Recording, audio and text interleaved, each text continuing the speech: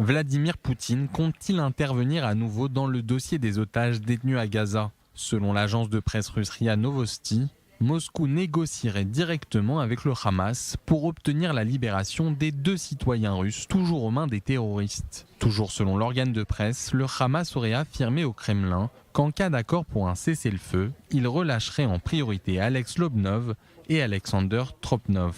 Quand Israël prendra la décision, les 2 citoyens auront la priorité, en l'honneur de notre amitié avec la Fédération de Russie. Récemment, le Hamas avait diffusé une vidéo de propagande d'Alexander Tropnov.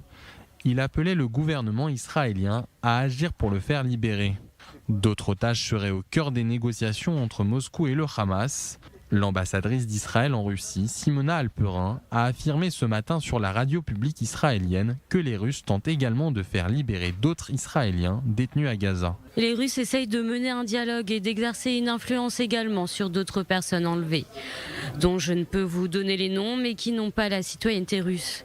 Ils ont élargi les listes. Ce n'est pas la première fois que le Kremlin négocie directement avec le Hamas. En novembre, l'organisation terroriste libérait Roni Krivoy, lui aussi russo-israélien, en geste de bonne volonté à l'égard du président russe Vladimir Poutine.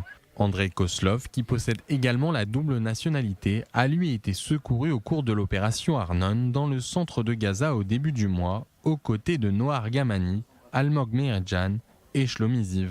Le Hamas insiste sur la nécessité de faire de la Russie l'un des garants d'un éventuel cessez-le-feu avec Israël. Objectif, contrebalancer le rôle des États-Unis, perçu comme étant du côté de Jérusalem.